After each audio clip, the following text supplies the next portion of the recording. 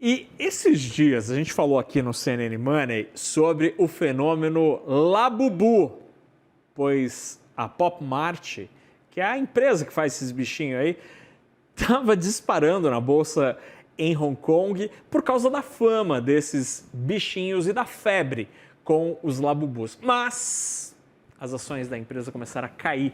Será que o hype passou? Será que foi só um sonho de meia dúzia de pregões? Para entender um pouco esses fenômenos de curto prazo da Bolsa Brasileira, da Bolsa Mundial, não da brasileira, das bolsas mundiais, a gente conversa com o professor Carlos Honorato, professor da FIA Business School. Professor, muito boa noite, que bom tê-lo aqui. Tem muita febre, muita modinha no mercado acionário, parece até coisa de shopping. Será que este é mais um caso? Pois é, Fernando, boa noite aí, prazer em falar contigo novamente, com todo o pessoal da CNN.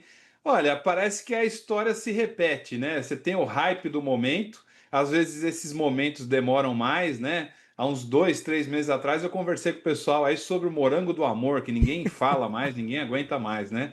E esse Labubu também fez muito sucesso, é aquele típico brinquedo que se não chama atenção por ser bonito, chama atenção por ser estranho, né? Então as pessoas acabam comprando, né? Tem um hype ali, tinha um detalhe ali de ser um brinquedo que era vendido numa caixinha escondida, tudo mais. Isso foi lançado na China, que é um mercado gigantesco.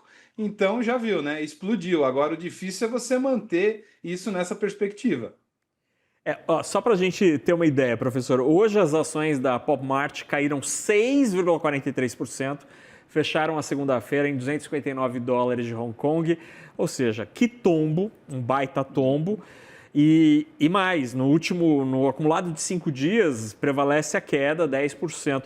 Professor, como é que o investidor faz para evitar esse tipo de hype, esse tipo de movimento que às vezes parece vir com muito ímpeto, mas que pode ser meio vazio e pode se perder? Onde encontrar consistência na hora de escolher uma ação que pode estar sendo influenciada por uma modinha?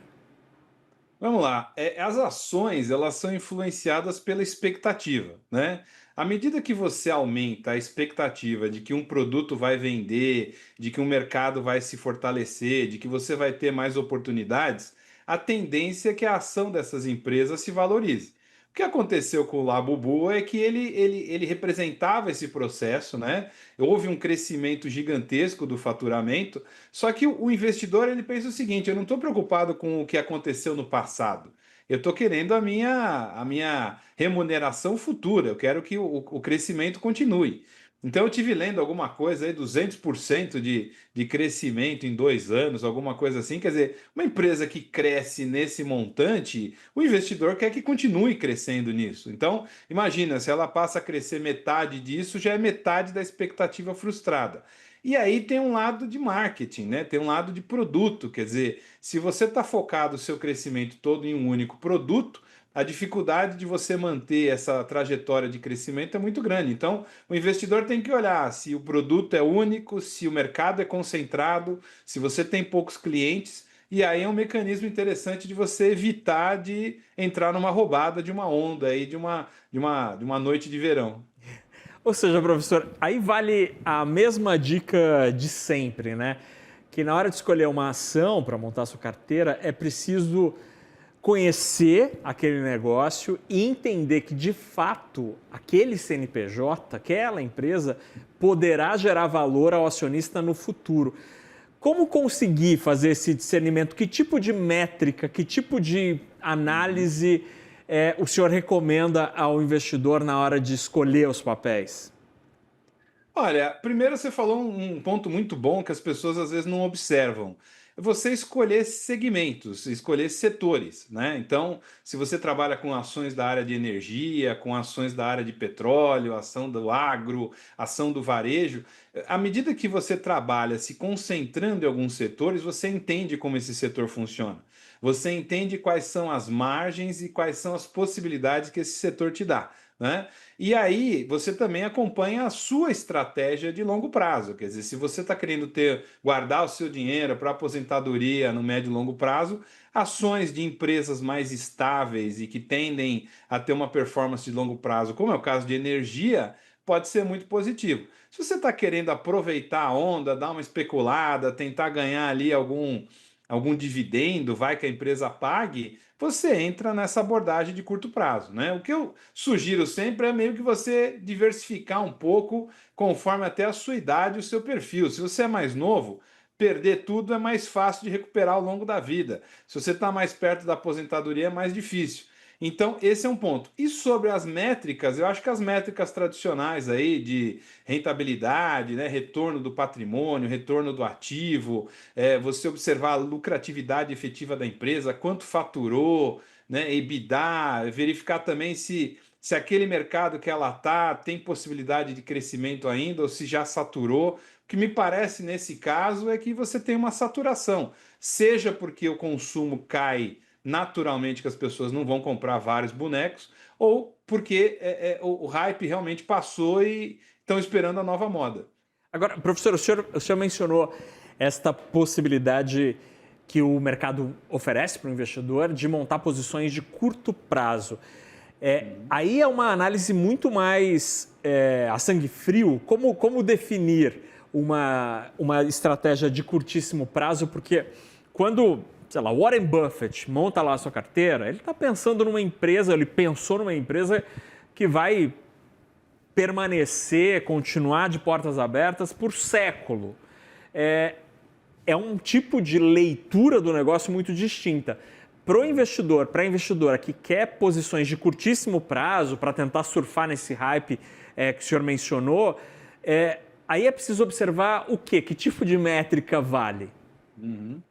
Olha, em geral, quando você trabalha, o mercado de ações, ele nasceu para financiar as empresas e para ter essa visão de longo prazo. Quer dizer, a sua ideia é de você se associar a uma empresa, ter um retorno, quer dizer, o seu retorno vai ser proporcional ao faturamento e à lucratividade que essa empresa tem, né? Esse é o princípio que até norteia o Warren Buffett, quer dizer, são até décadas de pensamento em negócios.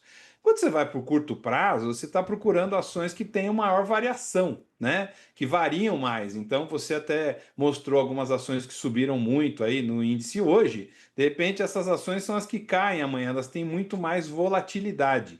Então, o investidor de curtíssimo prazo, ele vai ganhar nessa volatilidade, né? O problema da volatilidade é que você sofre mais, né? Você tende a ficar muito mais atento, você começa a tratar a bolsa de valores como uma aposta e não como um investimento, né? Mas dependendo da sua estratégia, do quanto também você tem apetite ao risco, pode ser uma boa. Então, o que para o longo prazo vale uma empresa saudável, com pouco endividamento, no curto prazo, às vezes uma ação que oscila demais, numa empresa que está à beira da falência ou de ser comprada, negociada, pode ser um excelente negócio. Só que tem que ter sangue frio e ter consciência das perdas possíveis nesse curtíssimo prazo.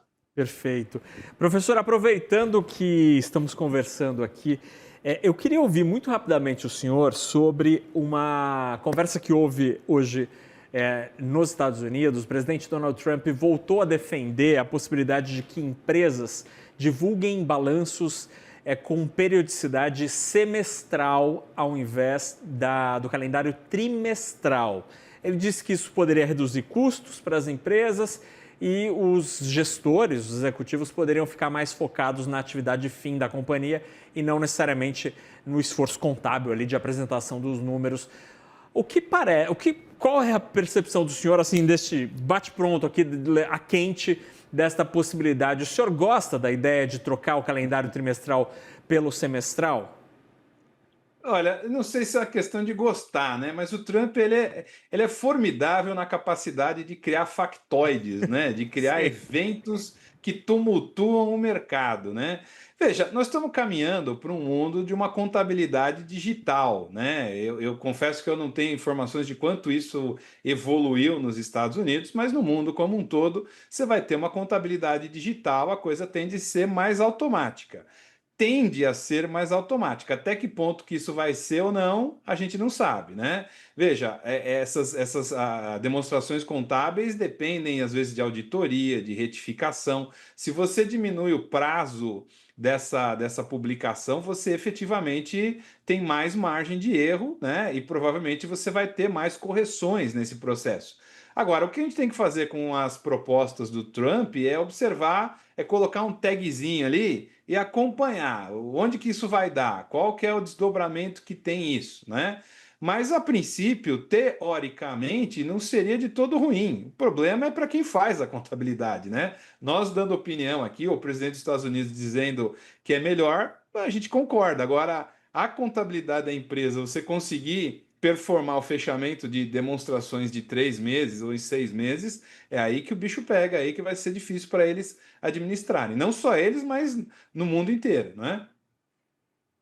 Muito bem, professor Carlos Honorato, professor da FIA Business School, que fez esse cardápio absolutamente maluco que eu propus aqui para o senhor, de falar de Labubu, aos indicadores para o investidor escolher uma ação, seja para o buy and hold ou seja para o curto prazo, e também falamos aqui do calendário da contabilidade. Professor, muitíssimo obrigado pela conversa, pela disponibilidade nesta segunda-feira. Eu que agradeço. Isso me lembrou um boneco, não sei se é do seu tempo, Lango Lango. Eu lembro do Lango Lango. Estudei com... Olha, professor, estudei com o Fabrício, que era meu colega de sala, que era o Lango Lango ruivo. Era ele que fazia o comercial. Muito bom. Então, se conseguir, pega um autógrafo para mim. Ele fazia assim, ó. Também. O Lango Lango. Exatamente. Obrigado, professor. Boa noite. Um abração. Boa noite. Obrigado a todos. Tchau, Até tchau. logo.